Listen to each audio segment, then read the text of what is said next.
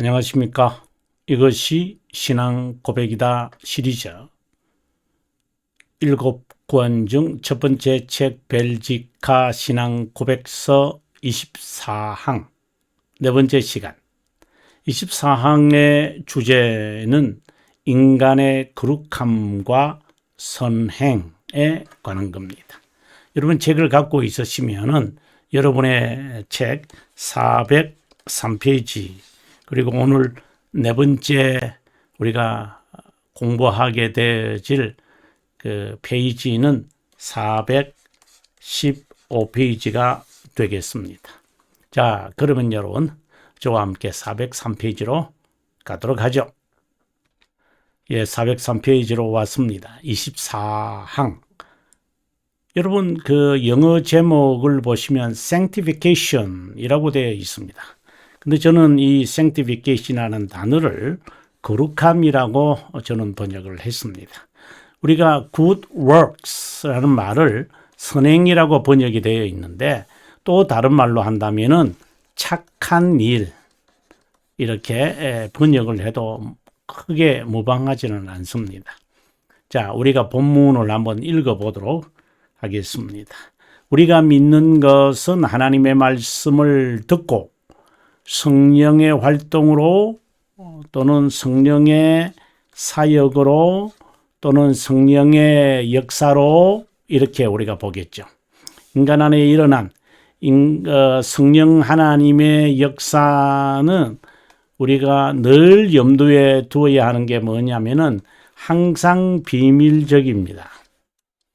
신비롭습니다. 왜 신비롭다 비밀적이라고 하는가? 왜 인간이 모르게끔 인간에게 이해하기가 어려울 정도로 그렇게 하느냐? 이렇게 하는 것이 아니라 그 의도적으로 그렇게 하는 것이 아니라 성령의 역사는 항상 영원에서 하십니다. 지금 그래서 항상 현재다. 하나님은 영이시기 때문에 항상 현재이십니다. 그래서 시간 속에 있는 인간에게는 항상 어제나 오늘이나 동일하신 그분의 행하심이 간취되지 않습니다. 그래서 우리가 말할 때에 전제를 하고 해야 됩니다. 성령의 활동, 성령 하나님의 역사, 또 영의 사역은 다 비밀적이다. 우리에게 그렇다는 거죠. 또 이뿐만 아니라 또 하나 언급하고 싶은 것은 우리에게는 항상 다양하게 보입니다. variety라게 보이지만 하나님은 항상 단일하십니다. 현재시기 때문에 당연히 단일하시죠. 인간에게는 항상 변화무쌍하기 때문에 인간은 다양하게 봅니다. 그래서 성경이 이렇게 말하던데 저렇게 말하던데 이런 이야기를 합니다. 그것은 우리의 입장에서 본 말씀의 기록들이지 하나님이 그렇게 이렇게 하는 게 아닙니다. 이제 이것을 이해하려면 이것을 실제로 우리의 삶에 적용하여 살아가려면 사실상 쉽지는 않을 거예요. 하지만 이 원리와 그리고 개념은 분명히 하고 가야 됩니다. 그래서 성령 하나님의 활동이라면 이렇다. 왜? 영혼에서 이것을 정리하고 우리가 들어갔으면 좋겠습니다. 이런 참된 기쁨이 인간을 중생시키고 그리고 새 사람이 되게 하여 새 사람이 되게 하여 새 삶을 살게 하고 그를 죄의 속박에서 해방시킨다. 죄의 속박에서는 우리가 해방되지만 죄의 지배라고도 할 수 있겠죠. 죄의 지배에서는 벗어나지만 죄의 유혹이나 그리고 죄의 잔재들 이런 부분에서는 우리가 해방하지는 않습니다. 그래서 해방되지 않기 때문에 우리가 남아있는 이 전투를 위하여 우리가 견인한다. 이렇게 이제 정리가 되면 이제 신앙 고백서 공부하는 것이라든가 성경을 읽는 이런 부분에서 참 도움이 많이 되죠. 사실상 이 구원의 진리의 이 전체에 대한 개념이 신앙 고백서에서 잘 나타나는데 이러한 전체적인 맥락이 없이 부분, 물론 우리 자체가 뭐 부분에서 벗어나지는 못하지만 그러나 할 수 있는 한, 인간이 할 수 있는 한 성경의 내용을 읽고 우리 나름대로, 물론 이제 그 가운데도 또 완전하지 못하고 또 지나쳐서 자유신학자들처럼 잘못된 견해를 억지 주장할 수는 있겠지만 그러나 바르다는 것을 우리의 전제를 하면서 우리가 역사와 신앙 교리를 할 때 혼자 말하는 것이 아니라 당대의 여러 학자와 여러 신앙의 정통 신학자들이 함께 모여서 수년 동안 했던 것을 저희들이 지금 배우고 있습니다. 지금 벨지카는 물론 이제 기도 더 브레라고 하는 한 사람이 이 작성을 했지만 개혁교회가 전체 개혁교회가 이것은 우리의 고백이다 라고 받아들일 때는 그 나름대로의 정통성과 성경적이고 역사적이고 바른 신앙을 우리들에게 알려준다고 그들이 보았기 때문이라고 저는 봅니다. 가로 2를 봅니다. 그러므로 이런 어렵다 여기는 믿음, 인간을 경건하고 거룩한 삶을 하지 않게 태만하게 살도록 하는 것은 절대 사실이 아니다. 이와는 정반대로 그 믿음이 없이는 인간은 하나님을 향한 사랑에서 나온 어떤 것도 행하지 못하고 또 다른 말로 한다면은 영적 선이라고도 말할 수 있겠습니다. 이기적 사랑에서 나온다.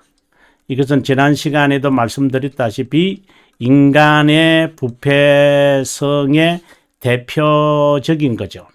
이기적 사랑이다. 아마 오늘 우리가 이 괄호 3에서 오늘 우리가 415페이지 우리가 가서 공부하게 될 때 이 415페이지에서 괄호 3을 우리가 공부하게 될 것 같습니다. 이런 거룩한 믿음이 인간 안에서 결실을 보지 못한다는 것은 불가능하리다. 성령 하나님의 역사가 있는데 인간이 저항한다는 것도 아르미니우스파가 억지 주장하는 거잖아요. 성령 하나님께서 이렇게 역사하시는데 반드시 또는 자연스럽게 반드시 거룩한 삶을 사는데 왜 우리는 거룩한 삶을 살지 않습니까? 하는 것에 대한 답은 두 가지로 나타나야 됩니다.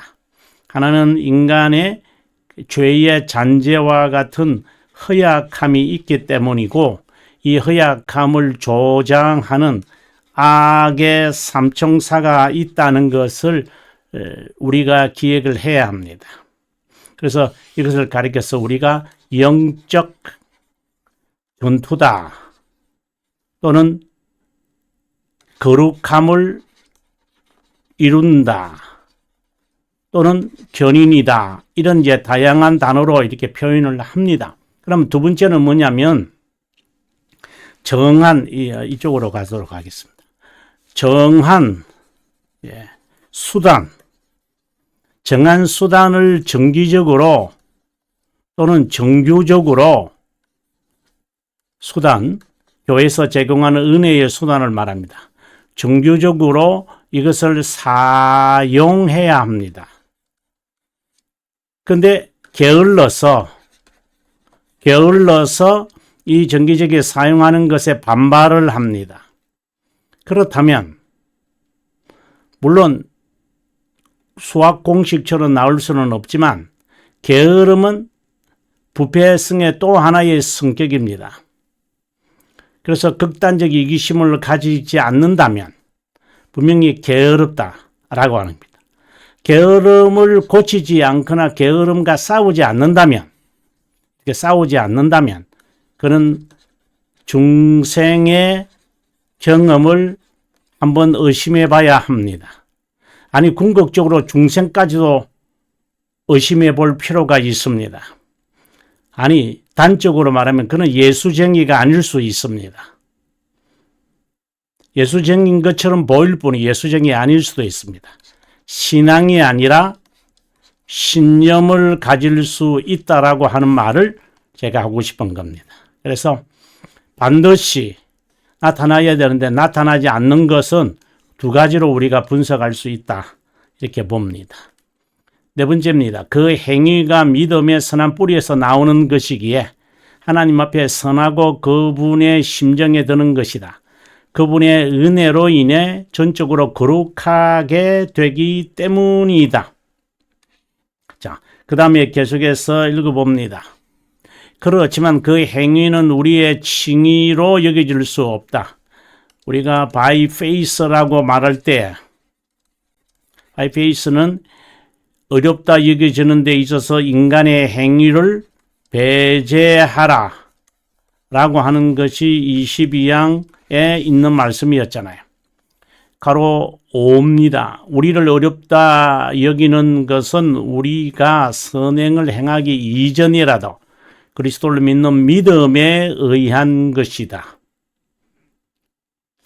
그렇지 않으면 나무 자체가 선하기 전에 나무의 열매가 선할 수 없는 만큼 그 행위는 선행이 될 수 없다. 그러므로 우리가 선행을 행하는 것은 그것이 공로 때문이 아니라 어떻게 보면은 야고보 사도의 관점이죠. 행함으로 구원을 받지 않는다. 행함이 근거가 되어져서 우리가 구원을 받는 것이 아니기에 믿음으로 구원함을 받는다. 이라면은 바울의 관점이 되겠죠. 바울은 믿음에 관심을 갖고 있죠. 믿음 전, 어떻게 보면 중생 전이라고도 할 수도 있는데요. 야고보는 후를 말하는 거예요. 조금 관점의 차이가 다르죠.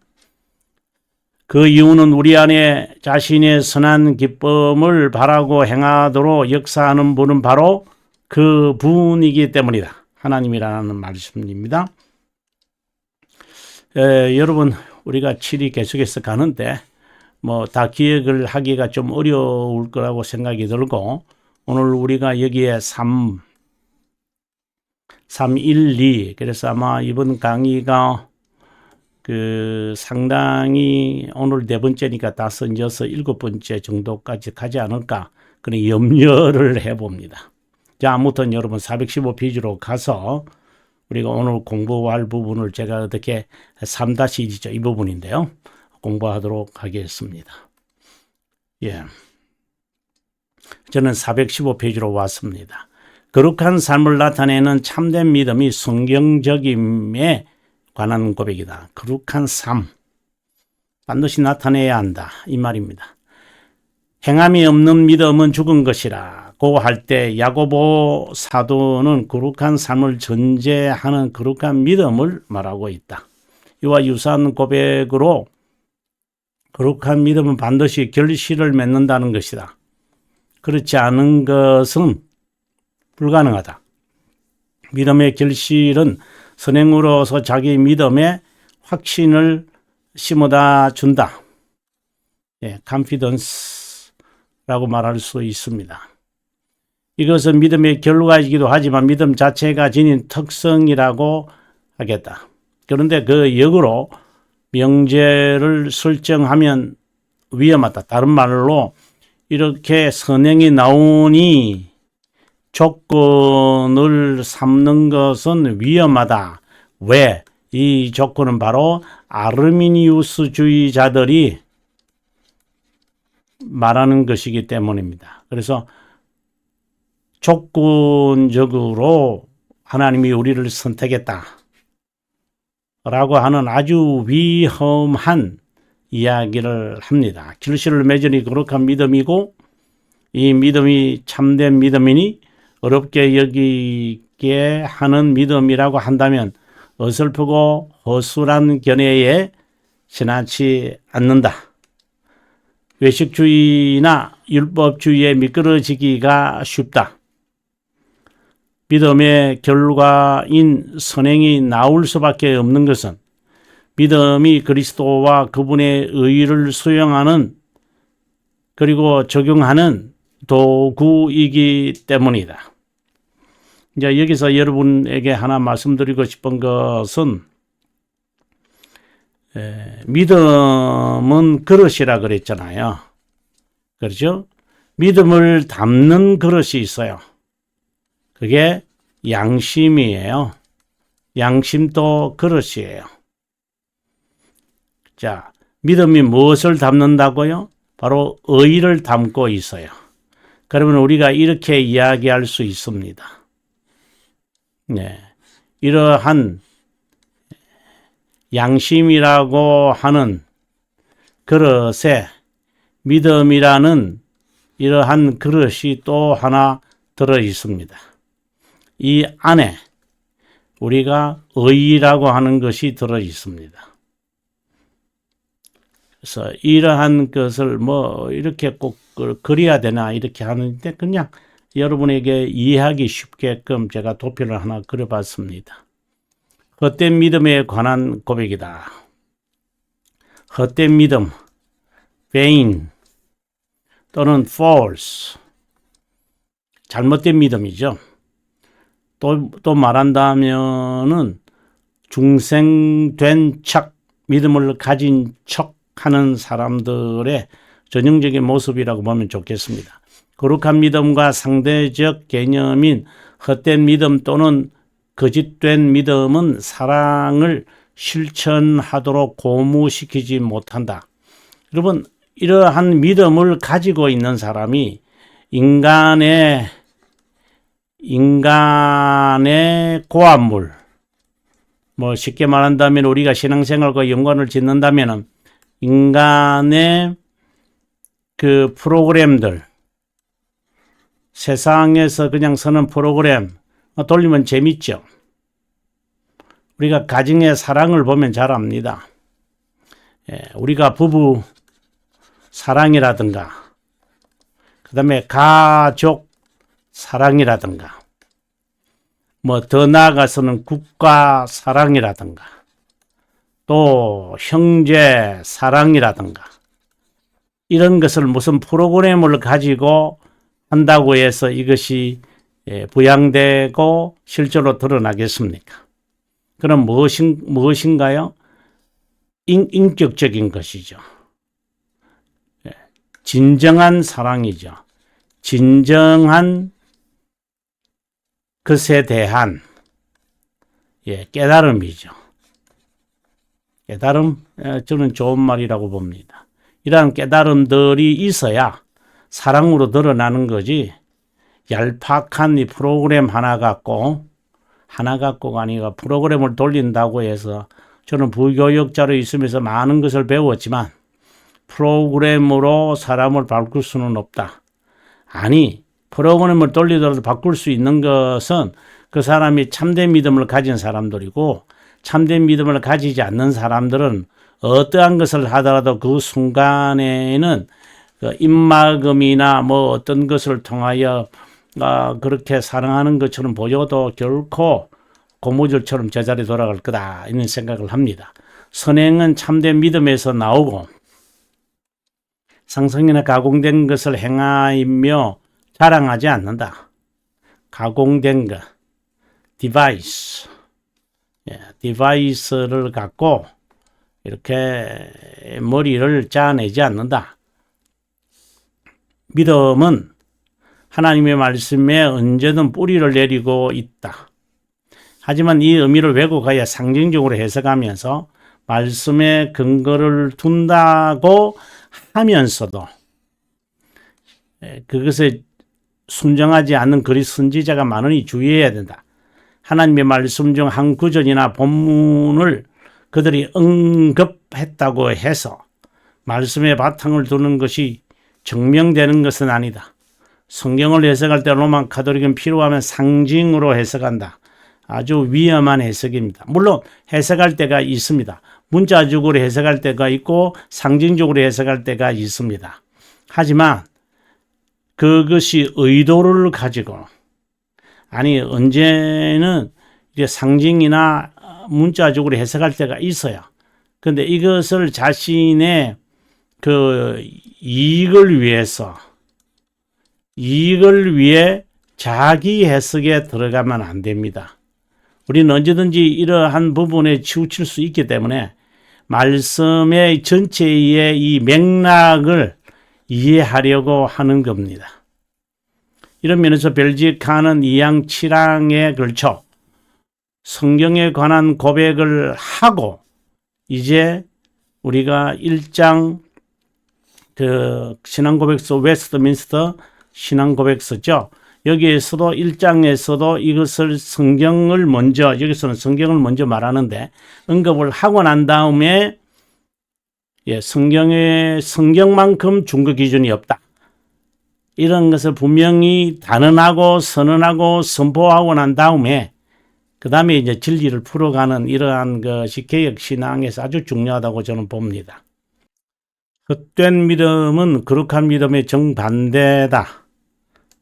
계속해서 말씀드렸습니다만 vain 그리고 holy 참된 믿음은 true 거룩한 믿음에 따른 삶이 나타난다. 참된 믿음은 이신칭에서 말하는 믿음으로 거룩한 삶이 따르느냐에 따라 거룩한 것인지 아니면 어떤 것인지 분별한다.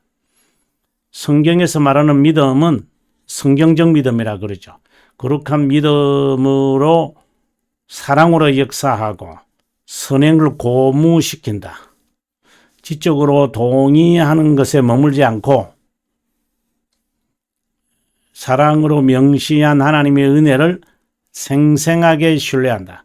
많은 자는 일반적인 복음의 메시지에 관심을 두지만 이것은 제가 뭐라고 하느냐 하면은 이거는 그 도금된 납덩어리다.